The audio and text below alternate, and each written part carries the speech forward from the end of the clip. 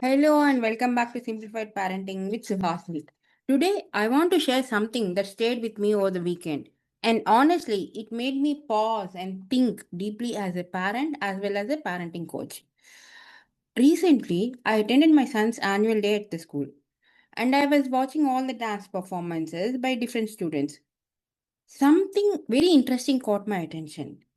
The younger kids, maybe up to 8 or 9 years, maybe in the class 2 or class 3, they are just free. They were smiling, laughing, fully enjoying their dance performance. They're not at all worried as to who is watching them, not thinking about how they look, just completely immersed in the moment. The joy on their face was so captivating that we forgot even to blink our eyes. But then came the performances by preteens and teens. Now, technically, if you ask me, the dance was not at all bad. In fact, some of them have performed very good, but something felt missing. Maybe you would like to call it as a soul of the performance. Their expressions were restricted. Their faces looked serious. Eyes was dotting from side to side, and you could clearly see that they are aware of the audience, almost like they are performing for the approval and not for the joy. This just was not one of an incident. A few days earlier, maybe the week before, I went to attend my son's cricket academy graduation day. A well known cricketer had come as the chief guest. And here again, I noticed something. The younger kids in the U10 and 12 batches were so curious, eager to ask questions, raising their hands, eager to interact with the chief guest and other dignitaries on the dais. And when the mic was given to different batches and the coaches started asking different age categories to ask questions, there was absolute silence from the U14, U16, U19, even the adult cricketers like U23. Not a single question. It's not that they don't have any questions, but there is absolute silence. That's when this question really hit me. Why do children who are so expressive, confident when young, become suddenly so conscious, silent, and restricted as they grow older? Is it lack of confidence? Or is it something deeper happening there? Let me simplify this for you. Because what we are seeing here is not a problem child situation. It's actually a very natural psychological shift. Children who are into preteens are entering into the phase which is called the everyone is watching me phase. As children get into this preteens and teens, they enter a stage where they feel like everyone is noticing them, everyone is judging them, even if that's not true. In psychology, we call this as the imaginary audience. So when a teen is on the stage, instead of thinking I love dancing, their mind is saying, am I looking awkward? Are people judging me? What if I make mistake? Will my friends laugh at me? So in that moment, the joy takes a backseat. Awareness takes over.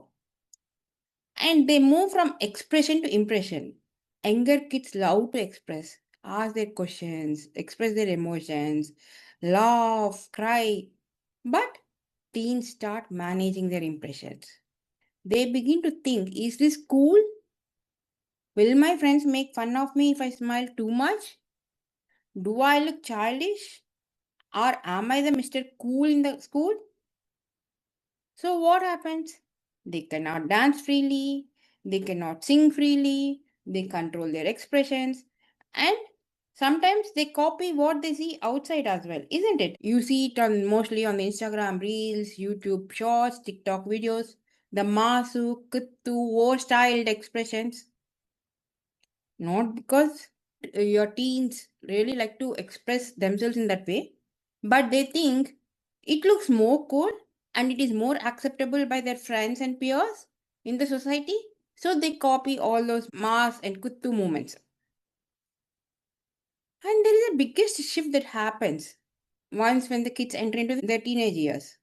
When the kids are younger, joy is more important for them than judgment. But whereas when they move into teenage years, avoiding embarrassment becomes more important than enjoying the moment. So the teens play safe, they stay contained, they don't raise their hand to ask questions because somewhere inside, deep in their brains, there is a fear. What if I sound stupid? What if my friends laugh at me? Now, here is what most of us as parents misunderstand in this phase. We think my child is losing confidence. My child is becoming dull. My child has stopped expressing these days. So we send them to confidence building classes, we send them to public speaking classes. But here is the truth, my dear friends. They are not losing confidence. They are becoming highly self conscious. And that's a really big difference.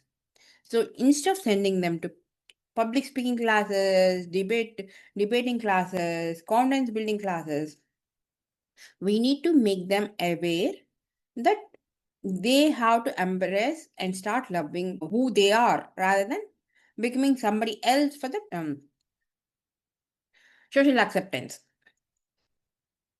Also, we need to understand today's teens are growing up in a world where they are constantly being watched in on the social media. They're constantly compared, evaluated. So naturally, they become more careful, more filtered, and more guarded. So the real question is not how do I make my teen more confident? A better question would be where does my teen feel safe enough to be themselves?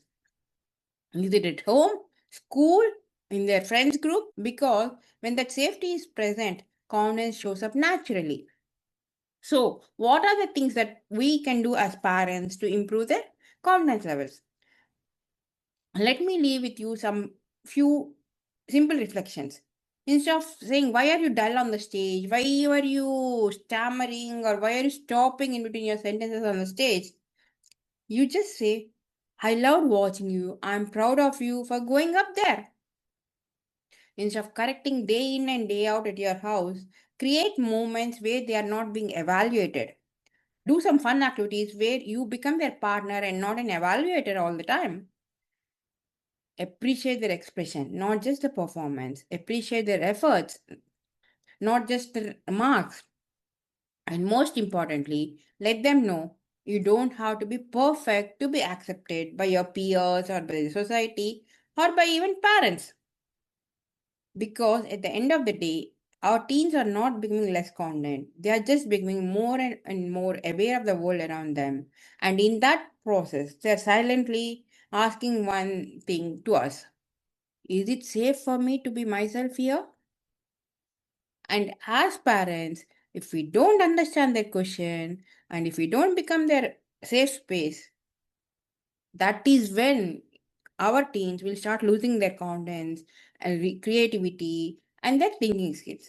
So, we need to become that safe space for our teens so that you can slowly start seeing them in the same joyful, expressive child once again, and your child will really bloom into a happy flower in the future days.